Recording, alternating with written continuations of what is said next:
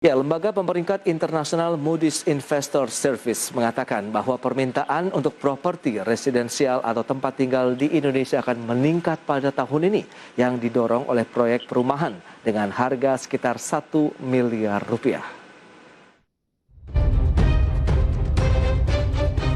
Lembaga pemeringkat internasional Moody's Investor Service mengatakan dalam sebuah laporan terbaru bahwa permintaan untuk properti residensial atau tempat tinggal Indonesia akan meningkat. Tentunya hal tersebut juga akan meningkatkan penjualan para pengembang di tahun 2021. Meski properti untuk tempat tinggal memperoleh prospek positif, namun permintaan akan tetap mengalami pelemahan di semua segmen lain selama 6 hingga 12 bulan ke depan. Menurut Moody's, permintaan properti residensial yang diproyeksi akan meningkat didorong oleh proyek perumahan dengan harga sekitar 1 miliar rupiah. Walaupun peningkatan jumlah infeksi virus corona baru dapat memperlambat laju pemulihan. Moody's juga menambahkan sebagian besar pengembangan sudah berada di jalur yang tepat untuk memenuhi target penjualan pemasaran pada tahun 2021. Para pengembang juga sudah jauh di depan untuk memenuhi proyeksi revisi yang lebih rendah dari Moody's. Mengingat penjualan pemasaran yang dicapai pada paruh pertama tahun 2021 sudah mencapai lebih dari 60% dari total proyeksi tahunan. Dari Jakarta, Tim Liputan, IDX Channel.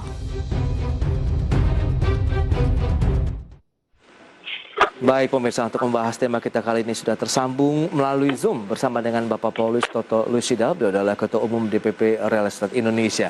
Selamat pagi Pak Toto. Selamat pagi Pak Prasetyo, salam sehat untuk para pemirsa dan semua keluarga IDX Channel. Baik, salam sehat juga Pak Toto. Langsung saja kita akan mereview nih dari informasi yang sudah disampaikan pada menyebutkan bahwa industri properti di tanah air di tahun ini akan mulai menggeliat. Nah, mungkin bisa diceritakan terlebih dahulu nih Pak Toto, kondisi dari sektor properti di tanah air sampai detik ini. Silakan. Ya, terima kasih Pak Pras. Jadi kondisi kita ini properti itu menyangkut banyak seluruh bangunan properti. Jadi mulai dari perkantoran, perhotelan, pokoknya semua yang mengandung gedung dah, sampai penghunian. Jadi memang kondisi yang ada ini dengan adanya pandemi COVID-19 ini semua terdampak dan juga properti juga terdampak. Tapi dengan kondisi yang ada ini kita berusaha untuk bangkit dengan kondisi yang kita alami.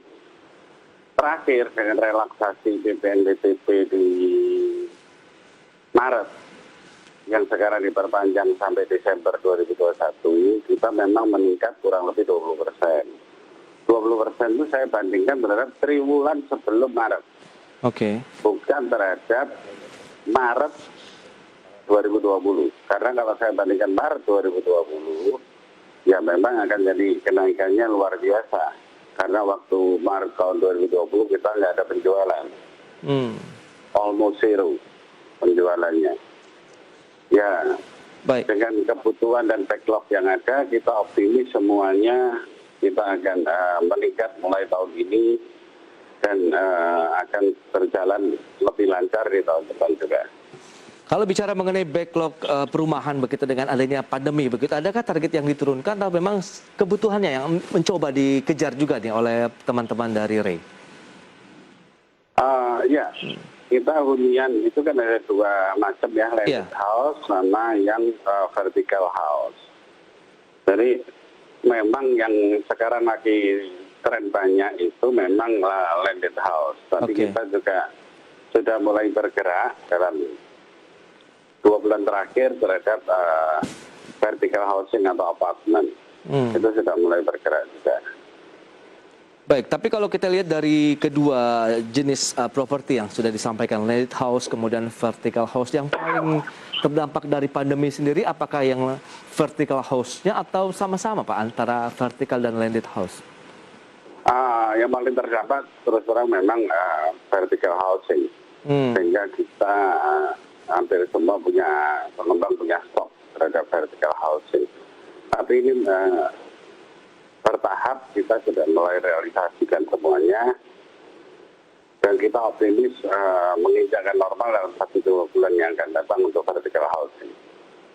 Oke, tapi dari sisi proyeksi Anda begitu dengan pandemi yang kita tahu juga penerapan PPKM kan sudah ada sedikit dilonggarkan dan dari sisi levelnya masuk ke level 3 begitu di sejumlah wilayah. Apakah ini menjadi angin segar juga bagi industri properti di tahun ini? Oh ya pastilah. Karena gini loh, meskipun marketing kita semuanya lewat online, Iya. tapi tetap yang namanya end user untuk membeli unit atau hunian yang ada itu pasti mengecek ke offline Yes. ke lokasi, dan itu dengan adanya pelonggaran PPKM ini sangat membantu mereka untuk cek lokasi langsung, cek unit langsung, dan ini juga menjadi angin segar untuk kita semua. Baik, tapi kalau dari sisi yang menjadi andalan hingga hari ini di tengah pandemi yang paling banyak diserap oleh konsumen properti di tanah air itu yang mana, Pak Toto? Memang sampai hari ini yang paling terserap landed house yang pertama. Itu harga yang di atas subsidi sampai dengan 1 miliar, itu yang terbesar. Oke, berarti antara rentang 200 sampai dengan 1 miliar itu yang paling laku lah bisa dikatakan ya, Pak Toto? Iya, yang landed house ya. Untuk wilayahnya sendiri apakah masih banyak di kota-kota besar di wilayah Pulau Jawa atau sudah mulai merata nih kalau serapannya? Mulai merata sekarang dengan adanya perpanjangan, sehingga pengembang kelas menengah pun mempunyai kesempatan untuk merealisasikan PPN-DTP atau PPN ditanggung pemerintah, karena bisa sampai Desember. Jadi penjualan yang terlaporkan secara online semuanya lebih merata daripada yang Maret sampai dengan Agustus. Oke, lantas strategi dari teman-teman REI sendiri, khususnya para pengembang yang bicara mengenai sektor sebenarnya kelasnya menengah ya Pak ya, kalau di atas subsidi kemudian dengan target sampai dengan 1 miliar rupiah, apa saja nih untuk supaya bisa terserap lebih banyak lagi oleh konsumen properti? Ya, yang pertama yang ingin saya jelaskan itu adalah kondisi kemampuan masyarakat. Kami melihatnya dari evaluasi itu yang mempunyai kemampuan yang cukup itu adalah kelas menengah. Sehingga kita genjotnya atau relaksasi yang terjadi itu di kelas menengah. Baik. Kenapa pemerintah memberikan relaksasi PPN-DTP khususnya harga 200 sampai 2 miliar? Karena itu menyangkut kelas menengah. Dengan kelas menengah yang bergerak nanti dengan omset sampai Desember kita harapkan di 5 triliun. Itu multiplier efek akan terjadi terhadap kelas rumah sederhana dan rumah mewah. Baik. Kenapa? Rumah sederhananya masyarakatnya bisa bekerja kembali ke pabrik dan ke industri lain. Sedangkan yang kelas atas, para owner juga menjadikan transaksi ini lebih sehat. Oke, berikut ini akan kami sampaikan infografik terkait dengan perkembangan industri properti di tanah air. Yang pertama kita lihat dari sisi pertumbuhan sektor properti. Ya, seperti yang bisa Anda saksikan di layar televisi Anda, pertumbuhan pada kuartal pertama tahun 2021 tercatat sekitar 0,94%. Namun ada perbaikan pada di sesi kuartal kedua tahun ini menjadi 2,82%. Pertumbuhan yang cukup menarik untuk sektor properti bisa dikatakan dalam semester 1 2021. Berikutnya, dari sisi peran sektor properti apa saja kita akan lihat. Ini yang pertama terhubung dengan 13 bidang usaha dan juga memiliki 17 industri turunan. Jadi memang banyak jenis usaha yang terlibat ya dalam sektor properti ini. Kemudian menyerap sekitar 20 juta tenaga kerja dan kontribusinya terhadap PDB mencapai 2,9%. Lantas stimulus apa saja yang sudah diterima oleh sektor properti di tanah air selama masa pandemi? Yang pertama ada subsidi selisih bunga sekitar 3,87 triliun rupiah di tahun 2020 dan naik kita lihat di tahun 2021 menjadi 5,97 triliun rupiah. Ada subsidi bantuan uang muka 600 miliar di tahun lalu kemudian meningkat lagi menjadi 630 miliar di tahun 2021. FLPP atau Fasilitas Likuiditas Pembiayaan Perumahan di tahun 2020 tercatat 9 triliun dan di tahun ini 16,62 triliun rupiah. Adapun dari kepemilikan rumah, bantuan pembiayaan perumahan berbasis tabungan atau KPR BP 2BT, ini juga khusus untuk masyarakat berpenghasilan rendah yang mendapat bantuan hingga 40 juta rupiah untuk memiliki hunian.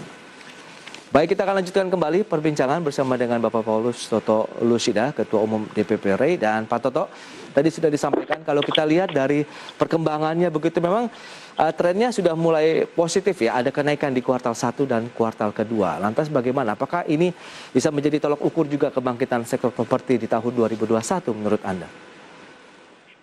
Ya, alhamdulillah memang sudah meningkat dan kaitannya yang banyak itulah makanya properti mendapatkan relaksasi dan stimulus.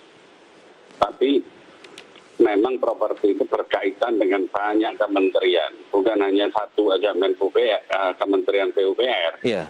Tapi banyak sekarang berkaitan dengan kementerian yang lain. Juga langsung dan tidak langsung dengan 174 industri dan lebih dari 350 UMKM. Oh baik. Nah, dengan peningkatan yang telah terjadi selama ini, kita optimis bisa meningkatkan terus sampai dengan akhir tahun dengan program stimulus BPN ditanggung pemerintah ini, supaya di tahun depan sudah kita semuanya bisa lepas landas, kasarannya take off untuk membangun yang juga hunian vertikal yang baru.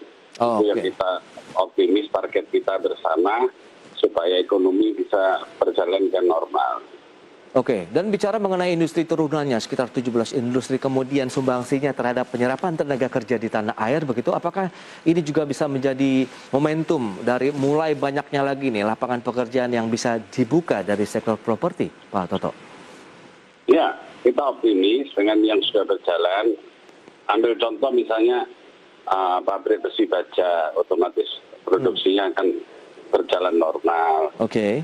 Kemudian pabrik saniter dan lain-lainnya, lantai, keramik, semuanya akan berjalan dengan normal, sehingga buruh yang bekerja pun bisa membeli rumah yang untuk mengurangi backlog yang ada di Indonesia. Itu kita optimis, semuanya on track bersama tim PEN untuk ini bisa berjalan ke arah lebih baik yang terjadi. Asal ini tadi, pandeminya jangan, apa ini namanya, ada jenis-jenis baru lagi nanti. Oh, varian-varian baru dari COVID-19 begitu yang dikhawatirkan akan menekan lagi ya Pak ya? Itu yang kita takutkan. Oke, tapi dengan beragam stimulus yang juga sudah disampaikan tadi, menurut Anda sudah cukupkah untuk bisa membangkitkan lagi sektor properti, atau teman-teman dari REI ataupun para pengembang properti juga masih ada kebutuhan lain nih kaitannya dengan stimulus yang diharapkan dari pemerintah? Sebetulnya dari stimulus relaksasi secara ekonomi atau secara cash flow itu cukup membantu. Bahkan sekarang juga setelah disetujui bahwa kita akan memberikan restruct untuk perusahaan dan lain-lainnya langsung 2 tahun, Pak. Oke. Kenapa kok restruct 2 tahun? Supaya kita yang tertunda selama ini 1,5 tahun itu bisa kita perhitungkan membuat perencanaan baru secara cash flow terhadap kelayakan dari usaha kita. Sehingga kenapa restruct itu langsung dilakukan 3 tahun meski kita mintanya memang 3 tahun, Pak. Jadi kita mintanya 3 tahun, tapi disetujui oleh OJK 2 tahun. Nah, ini akan memberikan napas ke kita untuk membuat program restruct yang lebih layak terhadap usaha-usaha kita. Nah, itu dia, dengan adanya restrukturisasi yang dilakukan oleh perusahaan-perusahaan ataupun pengembang properti begitu, Anda melihat di sini jugakah diberikan kepada konsumen propertinya? Dalam arti kan mereka yang sudah mungkin saat ini sedang mencicil, kemudian ada restrukturisasi juga dari sisi perbankan, tentu akan sama-sama menguntungkan, Pak Toto. Ya, untuk semuanya. Jadi untuk nasabah semuanya, jadi untuk debitur semuanya diberikan. Cuman ada bank yang merubah kolektabilitas. Ada bank yang menolak himbauan dari Bapak Presiden yang dilakukan di akhir tahun 2020 untuk memperpanjang restruct. Itu tidak memberikan lagi. Khususnya perusahaan leasing, perusahaan finance. Nah, mereka tidak memikirkan domino effect yang ditimbulkan, multiplier effect, dengan dia tidak memberikan kepada nasabahnya perpanjangan restruct. Betul. Nah, dengan dia tidak memberikan atau dia menaikkan kolektabilitas, itu membuat si nasabah tidak bisa mengambil rumah. Tidak bisa mengambil rumah, salah satu contoh dari segi properti, otomatis domino effect yang positif ini tidak terjadi. Oke, Pak Toto, Anda melihat bagaimana optimisme menjelang akhir tahun 2021 dengan stimulus-stimulus yang juga dibanjiri oleh pemerintah untuk sektor properti, karena ini menjadi salah satu juga kontributor terhadap PDB, kemudian penyumbang ekonomi nasional, Pak Toto. Ya, jadi kita memang sudah merubah desain dan merubah layout dan merubah site plan, lebih mengarah kondisi-kondisi yang lebih kondusif terhadap pandemi COVID-19 ini. Jadi kita sudah melakukan perubahan-perubahan dan kita optimis sekali dengan perubahan-perubahan ini, bahwa kita akan mencapai titik awal take off ke arah yang lebih baik dan pemulihan ke normal di tahun depan. Oke.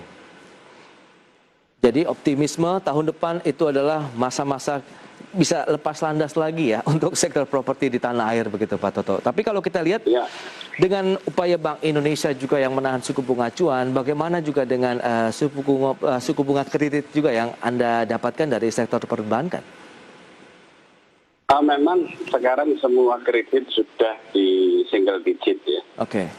Baik KPR, kredit konstruksi, semua sudah di kondisi single digit. Cuman sekarang permasalahan yang ada dengan kebijakan Bank Indonesia yang awalnya kita optimis, bank pun ini masih bingung untuk memberikan KPR. Jadi optimis tapi bingungnya? juga filternya diketahui. Oke, ya. Itu untuk menghindari mungkin kredit macet, ya Pak Toto. Ya, gimana? Mungkin untuk upaya menghindari kredit macet yang akan dialami oleh perbankan, mungkin jadi persyaratannya lebih diperketat misalnya. Ya, memang kan gini sekarang. Bank Indonesia memberikan kemudahan dalam penilaian APMR terhadap NPL. Ya. Selain memang ada stimulus-stimulus yang lain termasuk DP 0% dan lain-lain. Tapi yang paling berfungsi kalau saya lihatnya ATMR yang ada. Tapi di lain pihak, bank ini juga seperti masuk ruang gelap kan. Oke. Karena ada restruct yang dilakukan oleh perbankan yang sudah jalan 1,5 tahun. Ini kalau dihitung semua bunganya, orangnya mampu nggak? Debiturnya mampu nggak untuk melanjutkan kreditnya? Nah, ini kita lagi roadshow untuk mengajak pihak perbankan dengan kesepakatan yang diberikan, karena memang restruct 3 tahun pengajuan yang disetujui 2 tahun ini, Perbanas dan Himbara ikut, karena dibantu dikoordinasi oleh Apindo waktu itu oleh Pak Haryadi. Oke. Nah, perbankan ya ini harus ikut ini supaya kita ini hidup bersama, bukan mati bersama. Baik, betul itu. Nah, kalau restruct 2 tahun ini diperhitungkan kemudian semuanya masuk dalam reschedule 2 tahun lagi mulai ngangsur bunga dan pokok, semuanya ini akan jalan lebih baik. Itu optimisme kita. Oke, tapi sudah mulai ada titik temunya belum kira-kira Pak Toto? Justru usulannya bersama kok, kesepakatan bersama. Jadi temu sudah ada, tinggal pelaksanaannya. Itu dia. Sama-sama sosialisasi baik Perbanas, Himbara maupun asosiasi lain termasuk REI.